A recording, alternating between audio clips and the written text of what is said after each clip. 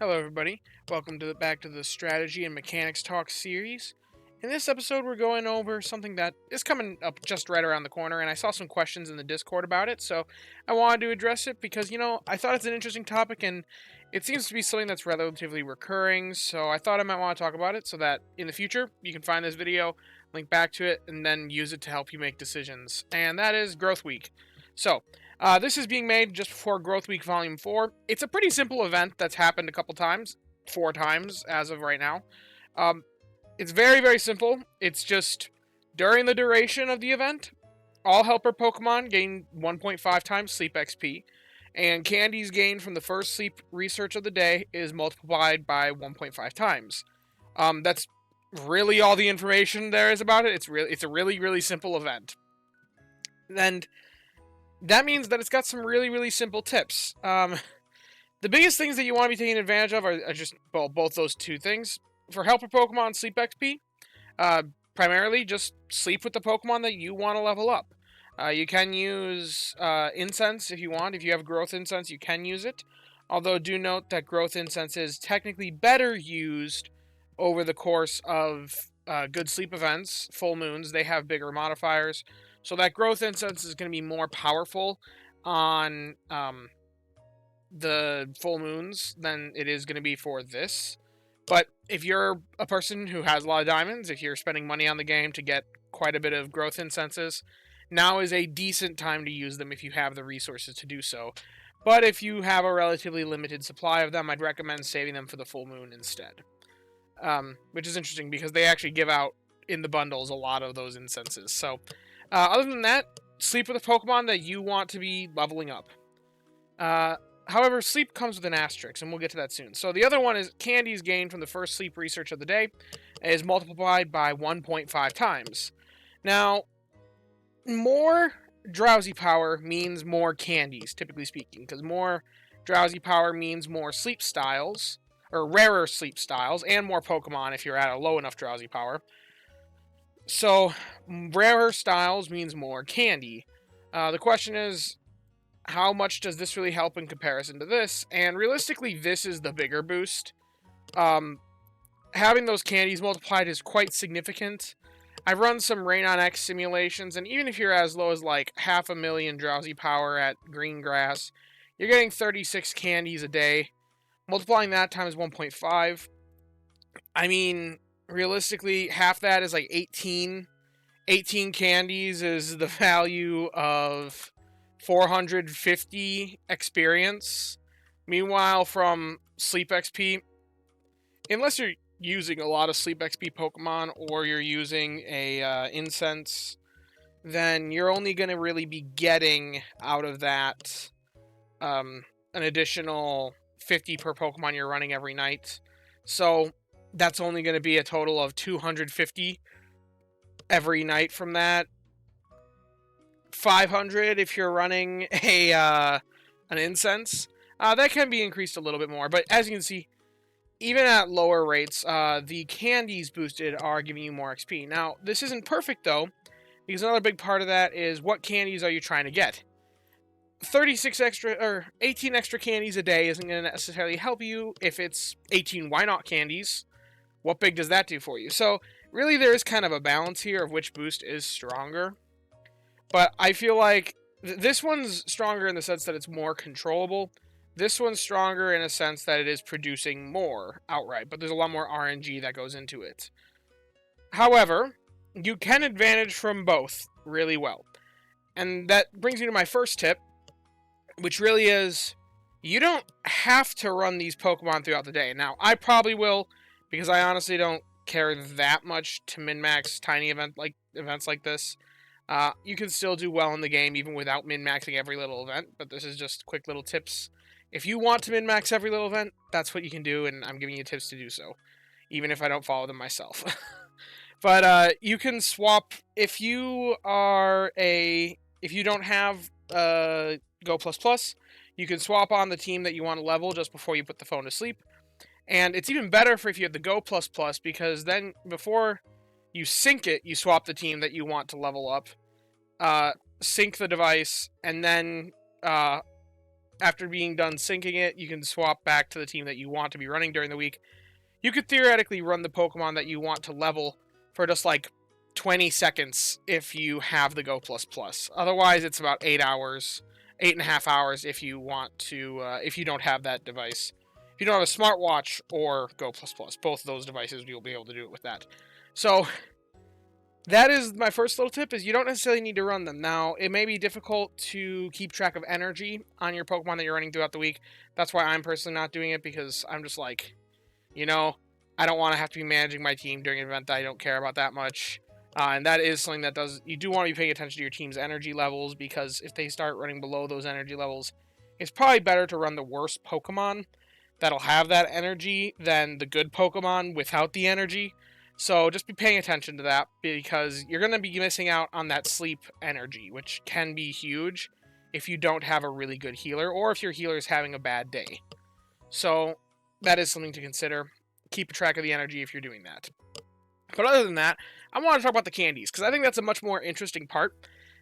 The candies gained only apply from the first research of the day. So I've seen a lot of people suggest, oh, then don't split your sleep sessions, because you split your sleep sessions, you're not going to be gaining the full benefit from this. But this kind of goes back to what I talked about way back with the Christmas event, where I discussed what I nicknamed it waste fallacy, where because you're worried about wasting the boosts from the event, you actually are missing out on the opportunity to produce more of said thing through splitting. So in that case, it was Dream Shards. In this context, it's candies. Splitting actually is likely better if your main goal is to collect candies, even with this boost active. And to prove that, I've done a little bit of analysis using this RandonX tool. Again, firstly, I want to discuss Island before I really get into that analysis. Island is important, but the thing that's most important about Island is just make sure you're choosing an island that has a lot of spawns that you want candies for, not necessarily your hunts. So consider what you are currently trying to level, and consider what has the highest tier of their sleep styles, like if Feraligatr spawns only as a Totodile at an island, or something like that. Maybe if you want to level Feraligatr, you go to a different island where it spawns as Feraligatr. Realistically, figure out what your hunts are, figure out where they spawn in their highest level evolutions, and then go to those islands specifically, because that's where you're going to be getting the most candies for those spawns. And like I said earlier, if you're getting a bunch of candies that you're not using, then ultimately the candy boost is worthless to you, because it's only going to depend upon the RNG of what spawns in for you. So I really think that is the primary factor when considering which island to go to. But I wouldn't recommend Greengrass for anybody unless you're a brand new player and you don't have that many options anyway. Because Greengrass, one, I've run the numbers here to see how they compare candy-wise. You can just see that Greengrass actually, for most tiers of like drowsy power, Greengrass produces less candy than what the alternatives produce. So that's one thing going down for it to begin with. Two, it's missing 3-star styles, which are some of the most valuable ones for candy production in the game, which is probably why this is lower. And three, there's so many things spawning at Greengrass, you're likely not going to catch any one particular thing that you're trying to get the candies for.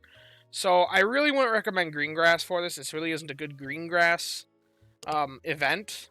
It'll be okay at Greengrass, but it's not going to do great for the candy boost. Now, as for between the other islands, the difference is so minuscule. I'll just click through them here. The difference in the amount of candy produced is so minuscule that really, like I said, it should just be that your primary focus is just what type of spawns there are there. Because all of them produce roughly the same amount. Oh, ignore this one. That's in the wrong spot. That's... Wait a minute. Okay, I apparently did something wrong in my setup here. We want this to be Old Gold Power Plant. You get to see live production of it. But yeah, basically, this is how the charts get made. It simulates it over time. And yeah, now that I actually have that set correctly, you can see that all of them produce 42 to 43 overall at a million and higher. And like the rest of the numbers come out to be roughly the same, aside from Greengrass, where it is a little bit less, notably because of lacking most of the 3-star styles. But the real thing, to split or not to split, is it better to focus all these on just one spawn or not? And realistically, I've found that mathematically, it is still usually better to split your sleep sessions if you want to be making more candies during this event. The way that I came to that conclusion is, here I have a 100% sleep score at the Old Gold Power Plant. Here I have 50. That's the only difference between these things. And as you can see here, obviously the 50% sleep score does produce less. During this event, only the first one's going to get boosted. So you can basically multiply this candy number by 2.5. Because you're getting one full session with this that produces 1.5 times, and one session of this that produces 1 times the amount of candy. So total, that's 2.5 times. This one, you're doing one single 100% sleep score session, and so you just multiply this number by 1.5 times. Now, these numbers are greater at a base, obviously. These numbers are a little bit lower, but that greater modifier, if you go through and do the math on any particular number, let's take 500,000 just as an example. 25, basically. 25 times 2.5 is roughly 62.5 versus at 500,000 over here, 36.67. If I do that, even if I just round up to 37, if I multiply that by 1.5, that's 55.5. So realistically, it is coming out that splitting is still better. Don't worry about wasting the event's boosts, because if you fall into the event, then you're actually wasting the potential to split your sleep sessions if you are a person who likes to split your sleep sessions often. But a few notes about this. It depends on what candies you want to get, because if you're specifically hunting, say, Mimikyu candies, or Sneasel candies, or any other Onyx candies, any 16-pip Pokemon in particular, if you're hunting those candies, I would suggest staying away from splitting, just because they're going to be much more common at higher drowsy powers, which you're only going to be getting if you're having higher sleep scores. Now, you still maybe could split, but I just recommend doing like a 99-1. In fact, that's honestly what I recommend for everybody. The more drowsy power, or the more sleep score you can have on your first sleep session of the two, the better, ultimately. But if you can't, obviously, it's going to be worse the closer you get to like a lower percentage. The first one you want to have as high of a drowsy or sleep score as possible. You want the second one to be the shorter of the 2 sleep sessions. That may be difficult, though, as I know when it comes to napping, you probably just want to set it down for like a little bit, make it like a short 2-hour nap, wake it up, and then you take your actual sleep, and that's your full sleep. Realistically, if you want to optimize this, you want to make sure that first sleep session is as close as physically possible it is to 99, so that the second sleep session is only like 1% to just get some basic spawns. And the first one that is basically 100 will effectively have the 1.5 times boost and boost almost the same amount as 100% sleep score, but then also on the side get like 3 extra spawns through the 1% that you make second. Anyway, that is about it. So yeah, if you have enjoyed the video, be sure to leave a like and subscribe. Feel free to join us out in the Discord. It's going to be linked down in the description. I'd love to have more people in there. But yeah, as always, I thank you guys for watching and hope that you all have a wonderful day. Bye-bye now.